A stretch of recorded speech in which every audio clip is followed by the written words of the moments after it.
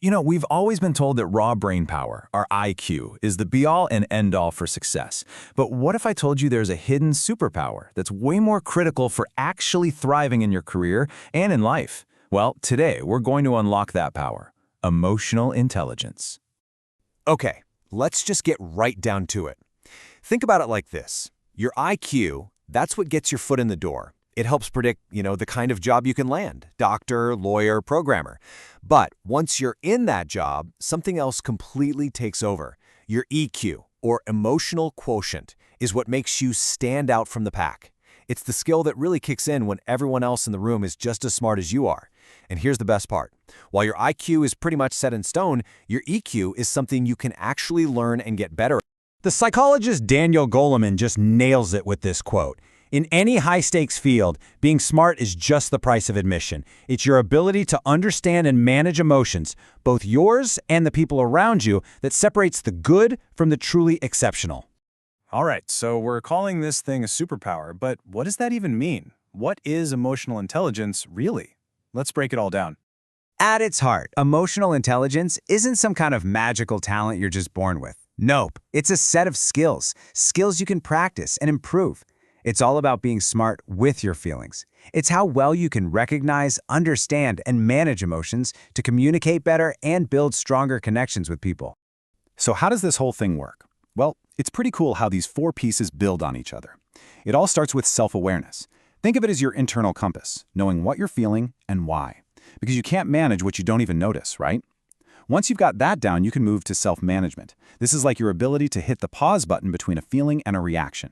From there, you turn your focus outward to social awareness, which is really all about empathy, trying to see the world from someone else's point of view. And finally, you bring it all together with relationship management, where you use all these skills to build bridges with people instead of walls. Okay, so we've covered the what. Now for the really important part, the why. Why does EQ matter so much in the real world? And honestly, there's no better place to see it in action than in leadership. Just take a second. I want you to actually picture a boss who made you feel excited to come to work. And then, picture one who made you dread Sunday nights. What was the real difference between them? I'm willing to bet it wasn't their degree or how smart they were on paper. This chart just lays it all out, doesn't it? The low EQ leader is totally clueless about the wake they leave behind. They blow up, they don't tune in, and they just create a ton of stress. But the high EQ leader, they're the exact opposite. They're inspiring, supportive, they make sure everyone's on the same page, and they create an environment where you can actually do your best work. They manage the emotional climate, not just the to-do list. And here's where it gets really interesting. A leader's mood isn't just their own private business. It's literally contagious. Scientists call this emotional contagion. The leader's mood basically sets the emotional tone for the entire team, rippling out from them to everyone else. And this isn't just some fuzzy, feel-good idea. It has a direct, measurable impact on results. When a leader is walking around all anxious and negative, the whole team catches that vibe, and performance tanks. But when a leader brings enthusiasm and positivity, performance shoots right up. It's a straight-up correlation. The leader's emotional state can literally make or break a team's success. Sure, a leader who rules by fear might be able to hit their quarterly numbers, but that strategy? It's a ticking time bomb. By stressing people out and burning them out, they create a revolving door of talent. In the long run, having low emotional intelligence at the top is a recipe for total disaster. Now, this next part is, for my money, the most exciting piece of this whole puzzle. Because, unlike your IQ, emotional intelligence isn't just something you're stuck with. You can actually train it. You can get better at it. Let's look at how. This is probably the single most hopeful thing about EQ. It doesn't matter if you're 25 or 65, you can get better at this. Your brain has this amazing ability to form new emotional habits.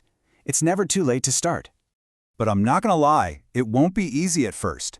Daniel Goleman has a perfect analogy for this. Go on, try it right now. Cross your arms the way you always do.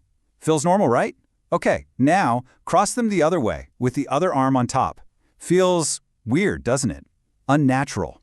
That's exactly what it feels like when you first try to change a deep-seated emotional habit. So how do you get past that awkward, uncomfortable feeling? Well, it's basically a three-step process.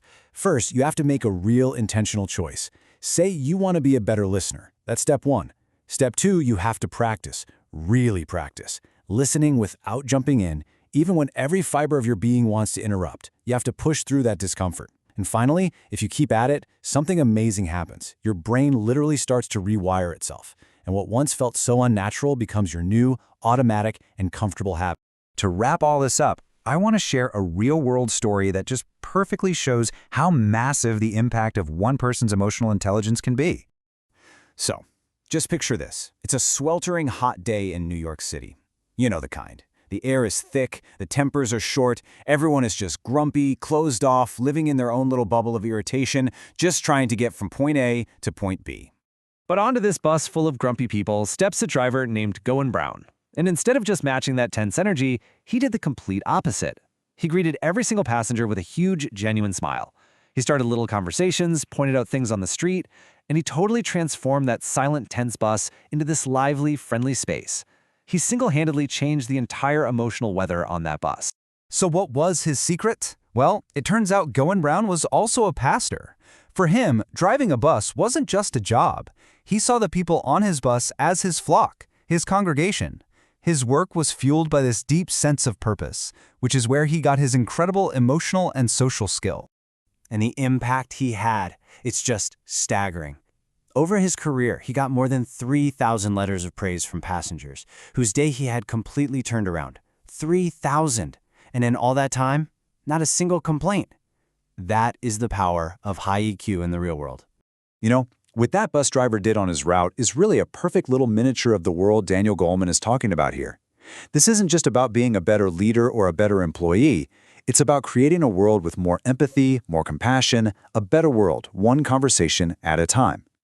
So when you boil it all down, emotional intelligence isn't just some personal tool for getting ahead. It's a gift. It's a gift you give to every single person you interact with. And that really leaves just one question. What ripple effect are you going to create?